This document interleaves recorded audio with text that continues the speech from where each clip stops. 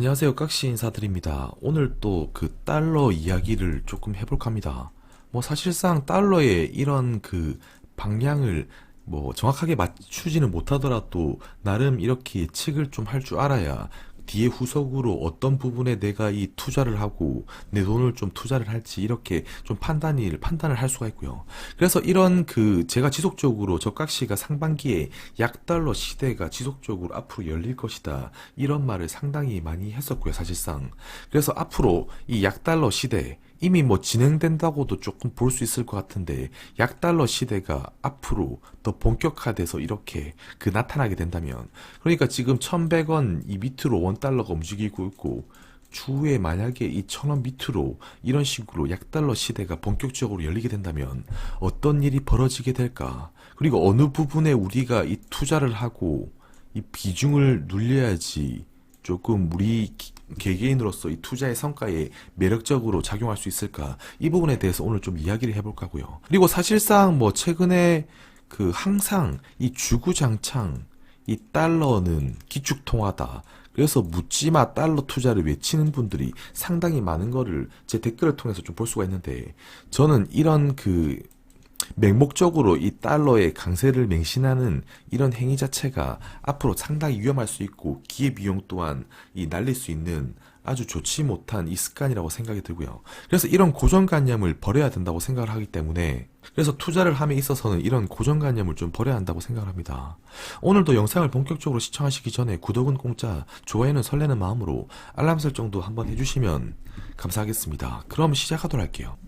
우선 저깍시 영상을 꾸준히 아마 보신 분이라면 20년 내내 저깍시가 달러 약세를 외쳤다는 것을 알 수 있을 겁니다.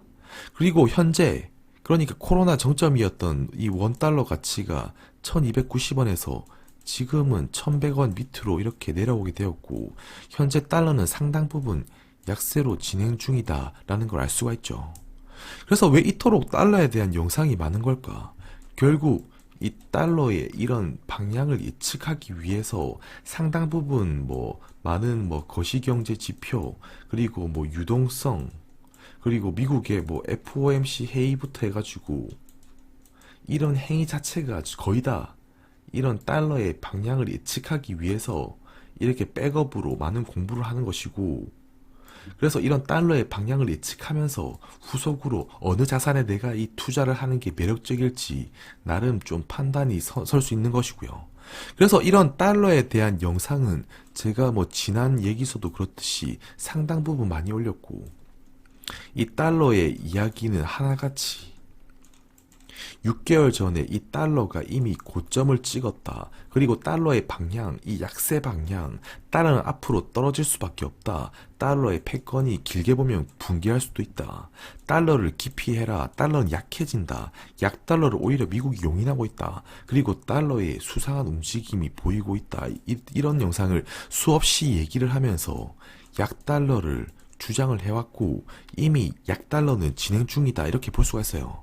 그러면서 이 자연스럽게 이 자산의 흐름 또한, 그러니까 자산의 일부라고 볼 수 있는 주식, 그리고 상품 시장, 그리고 채권까지 이런 금융 자산의 흐름들이 이런 달러의 흐름과 함께 이 지각 변동이 생겼다고 좀 볼 수가 있고요. 그래서 최근 7개월간, 그러니까 코로나 정점이었던 4월 초, 그러니까 3월 말쯤에 달러가 강세를 찍고 그 이후에 이렇게 약세로 진행이 되면서 사실상 이런 이에 반대되는 자산들의 이 포지셔닝 또한 매우 큰 지각 변동을 일으켰다 이렇게 볼 수가 있어요. 그래서 오늘은 제가 좀 이야기하고 싶은 게, 첫 번째로 이 달러 약세 구간의 주식시장, 그리고 달러 약세 구간의 채권시장, 그리고 달러 약세 속에서 상품 시장, 그리고 달러 약세 속에서 또 유가, 이렇게 총 4가지에 대해서 한번 다뤄볼 거고요. 이런 달러의 방향 속에서 이런 금융 자산들의 흐름이 어떻게 움직이고 있는지 뒤에서 간단하게 좀 크게 한번 살펴보도록 할게요. 그래서 약달러 시대에 어떤 일이 벌어지게 되었나? 첫 번째로 주식시장이고요. 그래서 사실상 이 달러의 가치가 하락을 하니까 주식시장은 상승을 하더라. 이거는 이번만 그런 게 아니라 이 역사가 이런 달러 가치와 주식시장의 상관관계에 대해서 설명을 해주고 있고요. 그래서 사실상 2003년도부터 현재까지의 차트를 제가 들고 온 것인데, 달러 인덱스의 가치가 이렇게 하락을 하니까 이 신흥국 ETF를 할 수 있는 뭐 중국, 한국, 대만의 이 포지셔닝이 높은 이런 신흥국의 주가가 상당 부분 아웃퍼폼을 실현하고요. 그리고 약세의 정점을 찍고 다시 일시적으로 금융위기를 거쳐서 달러가 일시적으로 강세를 띠긴 하지만 다시금 이 경기의 반등과 함께 신흥국 주가 지수 또한 크게 반등하게 되고 달러의 가치는 재차 하락하는 역할을 띠게 됩니다. 그리고 이와 반대로 14년 들어서 달러가 다시 이 강세 현상을 보이게 되니까 신흥국 주가는 엄청나게 이렇게 하락을 하게 되고요. 그 이후 재차 이 달러 약세가 진행되면서 이 신흥국 ETF 또한 다시금 이렇게 아웃퍼폼하는 성격을 보여주고 있어요. 그래서 최근에 이 달러 강세 현상, 뭐 원달러가 1290원에다가 그 달러 인덱스 가치가 뭐 이 100포인트를 넘어가던 시점에는 이렇게 일시적으로 역시나 달러 강세를 찍다가 다시금 이렇게 데칼코마니처럼 이 엇갈리면서 신흥국의 주가는 아웃퍼폼하고 달러 약세는 이렇게 상당 부분 진행되는 모습을 보이고 있습니다. 그래서 단언컨대 달러 약세가 앞으로도 지속적으로 진행이 되고 이 달러 약세를 전제로 이런 식으로 내려간다고 예측을 한다면 주가 지수는 앞으로도 아웃퍼폼해서 움직일 수 있는 것이고요. 그래서 이런 달러 약세 시기에 위험자산의 선호, 위험자산의 대표를 할 수 있는 이런 주식, 그 중에서도 신흥국 주식이 달러 약세 구간에 상당히 아웃퍼폼하는 매력적인 자산이라고 볼 수가 있습니다. 그리고 추가적으로 약달러 시대에 어떤 일이 벌어질까? 두 번째, 채권 금리는 어떤 현상을 보이게 될까? 사실상 역시나 차트를 가지고 조금 이야기를 해보자면 역시나 이 달러의 가치, 파란색 선에 이런 달러 가치가 하락을 하게 되면 사실상 이런 중국과 제가 미국의 채권 금리를 들고 왔는데 채권 금리는 보통 상승하는 경향을 보이게 됩니다. 이렇게 달러 약세가 가파르게 진행이 되면 중국의 채권 금리는 상승하고 이 미국의 채권 금리 또한 이 하락을 지지하면서 우상향하는 이런 패턴을 그리게 되고요. 그래서 달러 약세가 이렇게 가파르게 진행될 때는 미국의 이런 채권 금리가 우상향하고 중국의 채권 금리는 이 약세 구간에 정확하게 약세 구간과 일치하면서 이렇게 상당 부분 채권 금리가 반등하는 이런 모멘텀을 그리게 돼요. 그래서 파란색 빗금친 구간을 자세히 보시게 되면 달러 약세가 진행되는 구간에는 금리가 상승하고 역시나 달러 약세가 진행되는 구간에 금리가 상승한다. 달러 약세가 진행되는 구간에 다시 금리가 상승하는 모습. 그리고 지금도 달러 약세 진행과 금리가 상승되는 모습. 그러니까 왜 채권 금리가 반등을 하냐? 결국 채권 금리가 하락한다는 말은 이 안전자산의 성격이 매우 강해지는 시기다 이렇게 볼 수 있는데 반대로 이 채권 금리가 올라가는 시기에는 채권에 반대되는 그러니까 위험자산의 이 강세 현상이 두드러진다 이렇게 볼 수가 있어요. 그래서 금리가 오른다는 얘기는 결국 이 달러 약세를 기반으로 이 경제가 지금 회복이 되고 있구나 이렇게 받아들일 수 있는 것이고 경제 회복을 빌미로 이런 채권 금리는 오르는 경향을 이렇게 띠게 된다는 것입니다. 그래서 달러 가치가 하락하게 되면 채권 금리가 어김없이 상승을 하더라. 그러면서 채권의 이 수익률은 저하되기 때문에 채권은 사실상 추천을 하지 않고요. 그래서 달러 가치 하락 시기에 안전자산 선호 심리가 악화되고 채권 수익률은 저하가 된다. 그래서 이런 시기에는 오히려 이 중국의 채권 금리가 아주 급하게 오르기 때문에 이 달러 약세 시기에 이런 미국보다 중국의 채권 금리가 아주 가파르게 오르는 것도 볼 수 있고요. 이미 그런 현상이 지금 나타나고 있죠. 이 초록색 선이 이 중국, 그리고 빨간색이 미국, 그리고 이건 달러 인덱스를 나타낸 것이고요. 역시나 이 파란색 빗금친 구간처럼 동일하게 나타나고 있다. 그래서 이런 미래를 예상했기 때문에 이런 기반으로 지속적으로 저 멤버십에서도 그렇고 이런 채널에서 지속적으로 이야기를 하고 있는 것이고요. 그리고 약달러 시대에 어떤 일이 벌어질까? 세 번째, 상품 가격. 대표적으로 상품 가격이 이 달러에 반하는 자산이라고 좀 볼 수가 있어요. 그래서 달러 가치가 하락하면 상품 가격이 뭐 상승을 하는데 그것도 아주 크게 상승을 하는 모습을 좀 살펴볼 수가 있죠. 2000년대 초부터 그 달러의 가치가 내려갈 때 이 동의 가격, 그리고 은의 가격, 그리고 금의 가격이 상당 부분 이렇게 아웃퍼폼하는 걸 볼 수가 있고요. 역시나 재차 달러 약세 구간에서도 아웃퍼폼. 그리고 최근에는 17년도부터 진행된 이런 상승 사이클, 뭐 은이 이때는 좀 주춤하긴 했지만 최근 그 코로나 바닥 이후에는 은의 상승도 상당 부분 아웃퍼폼하는 걸 볼 수가 있습니다. 그래서 경기 민감도에 조금 다르긴 한데 이 경기가 앞으로 그 달러의 이런 하락 속도가 가파라지면 가파라질수록 이 금보다는 동이나 은이 조금 더 매력적으로 생각이 되고요. 뭐 사실상 금은 약간의 그 투자 수익을 얻기보다는 그 보험적인 성격, 그러니까 미래의 이런 불투명한 미래에 대비하기 위해서 약간의 그 자산을 방어하고 해지하는 성격에서 일정 비분 뭐 들고 있는 것에 대해서 상당히 좀 추천을 하고요. 그런데 앞으로 경기가 상당 부분 강세로 돌아서고 움직이게 된다면 금보다 오히려 동과 은 이런 애들이 더 크게 아웃퍼폼 할 수 있다. 이런 걸 좀 참고해 볼 수가 있습니다. 아무튼 경기 민감도에 또 조금 다르긴 하지만 금보다 은이나 동이 조금 가파르게 움직이는 경향을 보이더라. 그래서 지금의 흐름을 보면 은과 특히나 이 동의 가격이 상당 부분 올라가고 있고 은도 재차 지금 조정을 받고 있지만 앞으로 좀 긍정적으로 생각이 들고요. 그래서 달러 약세만 지속적으로 진행이 된다면 이는 경기 호조를 의미하기 때문에 구리와 은의 가격, 사실상 이 닥터 쿠퍼라 불리는 이런 구리는 세계 경제의 이거 가늠자 역할을 좀 하기 때문에 향후 지금 구리 가격이 이렇게 지속적으로 반등하고 있는 움직임을 보게 되면 이는 역으로 달러가 앞으로 약세로 움직이고 있구나, 이렇게 또 반대로 해석해 볼 수 있는 거예요.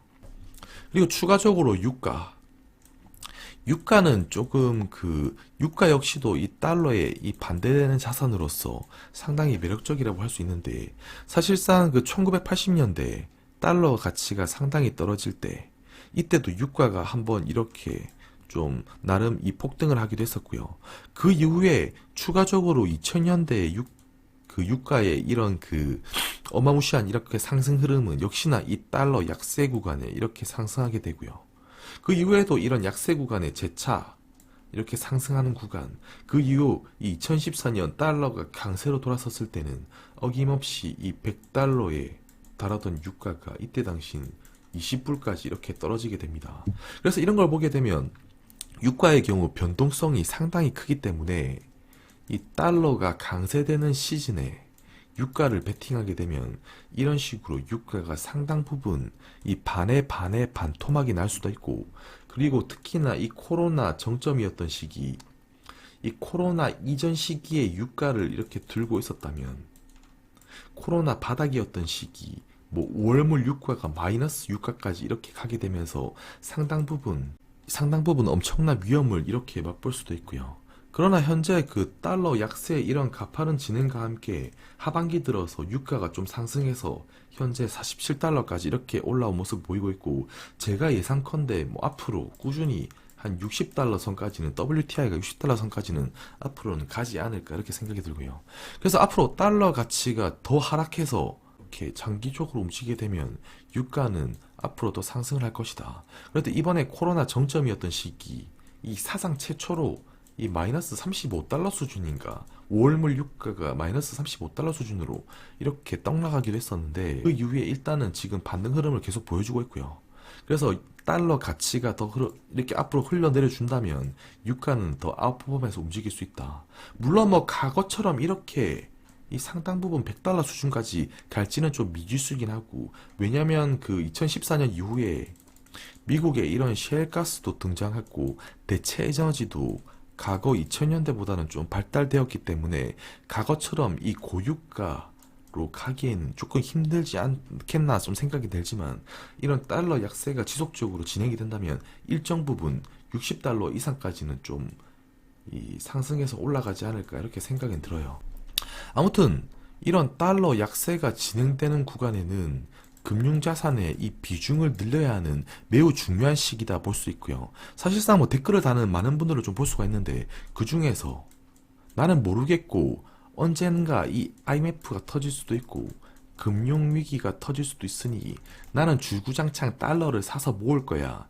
이렇게 생각하는 분들이 상당히 많고 댓글에 이런 글들을 좀 많이 볼 수가 있는데 뭐 맹목적으로 언제 터질지 모르는 금융위기를 무작정 기다리고 이 베팅하고 사모으는 행위는 사실상 이 버티고 기다리는 데 있어서 좀 괴로움을 크게 가져다 준다고 생각이 들고요.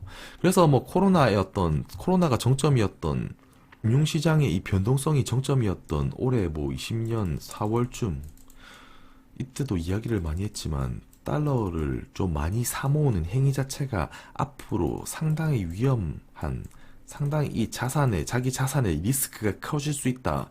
이런 이야기도 많이 했고, 이미 달러는 10% 이상 이 절하돼서 움직이고 있다는 점. 저는 앞으로 이 장기적으로, 중기적으로는 원 달러가 1,000원 밑으로 이렇게 내려가리라 좀 생각이 들고요.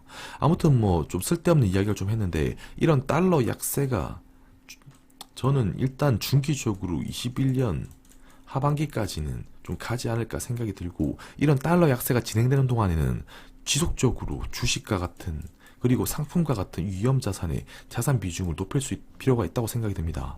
그래서 주식, 상품, 각종 위험 자산의 아프범 시기와 달러 약세 시기는 일치하기 때문에 아주 중요한 시기고 이 금융자산의 부를 늘리는데 아주 중요한 시기라 생각이 들어요. 그래서 맹목적으로 뭐 특히 약간 그 정치적 편향, 맹목적으로 원하는 망한다, 무조건 달러를 외치는 분들은 아쉽게도 이런 기회를 현재 놓치고 있는 것이고요. 그래서 맹목적으로 달러에 베팅한 행위는 이런 좋은 기회를 놓치는 것이기 때문에 이 경제 지표를 잘 살펴보면서 그래서 우리는 이런 객관적인 지표를 바탕으로 모니터링을 하면서 지속적으로 이런 달러의 방향을 예측하고 경제 흐름에 맞게 이렇게 투자 비중을 조절하면서 투자를 해야 한다고 생각이 들고요.